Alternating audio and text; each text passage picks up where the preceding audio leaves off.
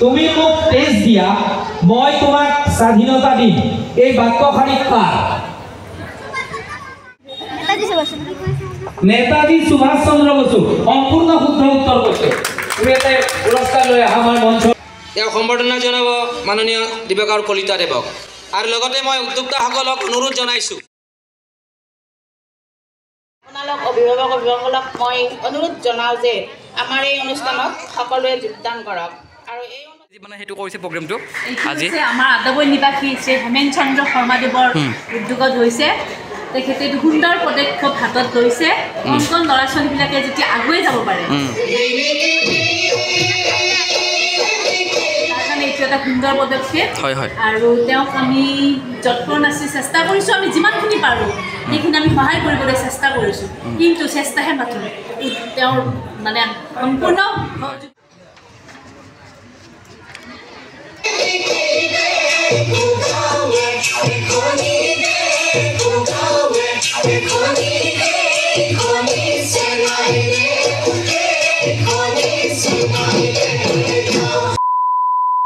Hello guys, welcome back to my channel Vlogs. So guys, আজি guys আপোনালোক guys মোৰ এটা চেনেলৰ অন্য এটা ভিডিঅ' লৈ আপোনালোক সকলোৱে guys স্বাগতম জনাইছোঁ আৰু আজি হৈছে 14 নম্বৰ অৰ্থাৎ আজি হৈছে শিশু দিৱস আৰু সেয়ে মই guys আজি উপস্থিত আছোঁ বস্ত্ৰনগৰী শুৱালকুছি আদাবৈ আৰু তাত guys মানে এখন মানে guys মানে শিশু দিৱস উপলক্ষে এটা অনুষ্ঠানৰ guys মানে আয়োজন কৰা হৈছে আৰু সেয়েহে আজি এই জিলিকিব অনুষ্ঠানটি শিশু দিৱস উপলক্ষে আয়োজন কৰা হৈছে আৰু এতিয়া এই অনুষ্ঠানটিৰ শুভ উদ্বোধন কৰিব মানে বন্তি প্ৰদান কৰিব আহকচোন আমি এই অনুষ্ঠানটিৰ মাজলৈ সোমাই যাওঁ সকলোকে অনুৰোধ জনাইছোঁ এইখিনিতে আৰু এটা কথা এই জিলিকিব অনুষ্ঠানটিৰ মুখ্য উদ্দেশ্য হৈছে বৰ্তমান আমাৰ নতুন প্ৰজন্মৰ ছাত্ৰ ছাত্ৰীসকলে নিজৰ প্ৰতিভাবোৰ কেনেকৈ বিকাশ কৰিব পাৰে তাৰ উদ্দেশ্য আগত ৰাখিয়ে এই জিলিকিব অনুষ্ঠানটি তেওঁলোকে প্ৰতি বছৰে আয়োজন কৰাৰ দৰে এই বছৰো এই জিলিকিব অনুষ্ঠানটি আয়োজন কৰিছে আৰু এতিয়া সকলোৱে জৱাহৰলাল নেহৰু দেৱৰ প্ৰতিচ্ছবিত পুষ্পাঞ্জলি অৰ্পণ কৰিছে আমাৰ অভ্যাগত সকলোকে আমি পণ্ডিত জৱাহৰলাল নেহৰুৰ প্ৰতিচ্ছবিত পুষ্পাঞ্জলি অৰ্পণৰ বাবে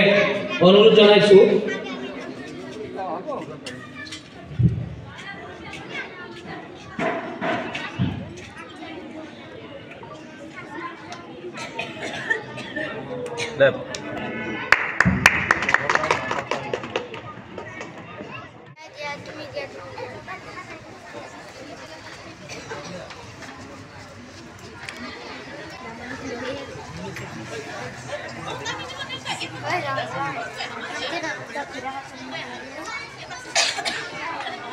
শ্ৰীযুত দিবাকৰ কলিতা দেৱক সম্বৰ্ধনা জনাব শ্ৰী গীতিমা দেৱী সম্বৰ্ধনা জনাব মাননীয় দিবাকৰ কলিতা দেৱক আৰু লগতে মই উদ্যোক্তাসকলক অনুৰোধ জনাইছোঁ আমাৰ সকলোৰে পৰিচিত এগৰাকী সংগীতৰ লগত জড়িত শ্ৰী দিনেশ দা গতিকে দিনেশ দাক সম্বৰ্ধনা জনাব আমাৰ উদ্যোক্তাই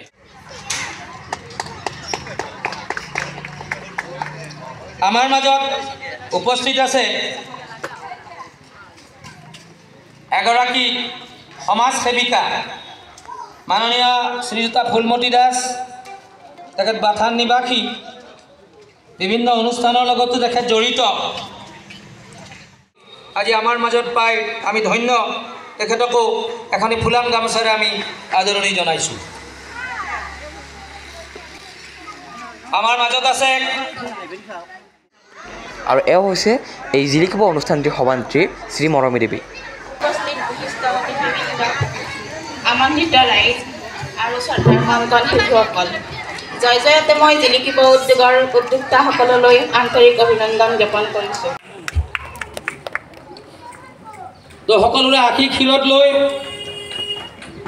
আমি আমাৰ কাৰ্যক্ৰমৰ ফালে আগবাঢ়িম আপোনালোক অভিভাৱক অভিভাৱকসকলক মই অনুৰোধ জনাওঁ যে আমাৰ এই অনুষ্ঠানত সকলোৱে যোগদান কৰক আৰু এই অনুষ্ঠানৰ জৰিয়তে আমি শিশুসকলৰ যিকোনো বিকাশ কৰিবলৈ আমি সাধন কৰিম সেয়েহে মই সদৌ জিলিকিব উদ্যোগৰ উজ্জ্বল ভৱিষ্যত কামনা কৰি মই মোৰ নিৰস বক্তব্যৰ সামৰণি মাৰিলোঁ ধন্যবাদ আৰু এয়া চাওকচোন এই জিলিকিব উদ্যোগটিৰ দ্বাৰা আয়োজন কৰা এই অনুষ্ঠানটিত এই কণ কণ শিশুসকলে কি সুন্দৰকৈ এই বিহু নৃত্যটো পৰিৱেশন কৰিছে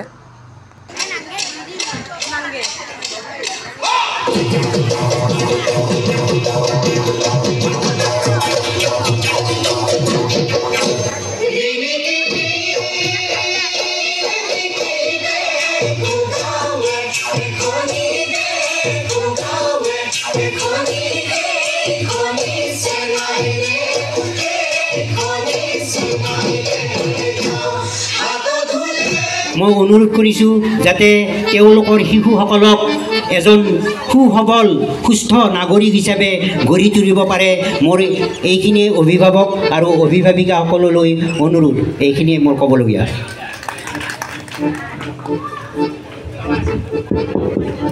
ধন্যবাদ জনাইছোঁ আৰু আৰম্ভণি গীতৰ ফালে আমি আগবাঢ়িছোঁ। এইবাৰ আমাৰ অতিকৈ বিশেষ আকৰ্ষণীয় কণ কণ শিশুসকলৰ দ্বাৰা এই অনুষ্ঠানটোৰ প্ৰাৰম্ভিক গীত। আগমুহূৰ্তত সকলো শিশুৰ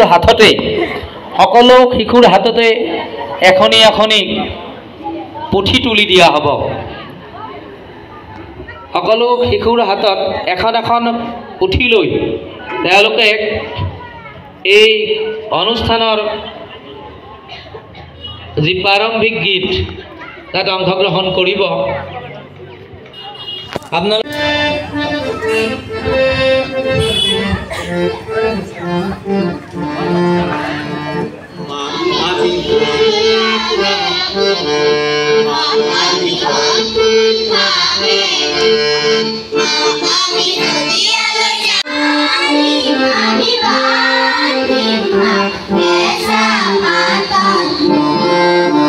আমাৰ মাজত এটি সুন্দৰ অনুষ্ঠান আছে, খুব কম সময়ৰ ভিতৰত আমি শেষ কৰিম। আমাৰ মাজত এটা মুকলি কুইজ আছে ছাত্ৰ ছাত্ৰীসকলৰ মাজত। এইটো অনুষ্ঠান আমি খুব কম সময়ৰ ভিতৰত সমাপ্ত কৰিম। মনীষীয়ে কৈ গৈছে, যিটোৱে আমাক সকলোকে শৰীৰত সকলোকে তেজত উত্তেজনা কৰি দিয়ে। মই কম, আপোনালোকে নামটো ক'ব লাগিব। শিশুসকলক কৈছোঁ, তুমি মোক তেজ দিয়া, মই তোমাক স্বাধীনতা দিম। এই বাক্যশাৰী কাৰ? সন্মুখত আহি ক'ব লাগে। সন্মুখত আহি নেতাজী সুভাষ চন্দ্ৰ বসু। সম্পূৰ্ণ শুদ্ধ উত্তৰ কৈছে। তুমি এটা পুৰস্কাৰ লৈ আহা আমাৰ মঞ্চৰ অতিথিসকলৰ পৰা। তেওঁক এটা কলম অনুবৰ বিকাশ কলিতাৰে এটি শুদ্ধ। ৰজা দশৰথ কোন দেশৰ ৰজা আছিল?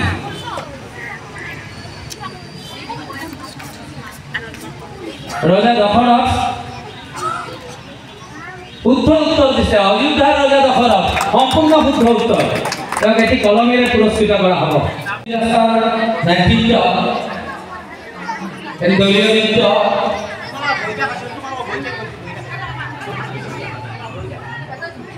এয়া ভৱিষ্যত উজ্জ্বল হ'ব পাৰে।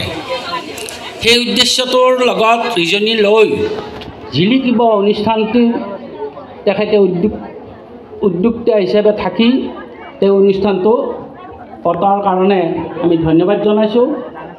মোৰ আগৰ বক্তা আমাৰ চৌধুৰী ছাৰে আপোনালোকক 14 নৱেম্বৰ শিশু দিৱসৰ ওপৰত জৱাহৰলাল নেহৰুৰ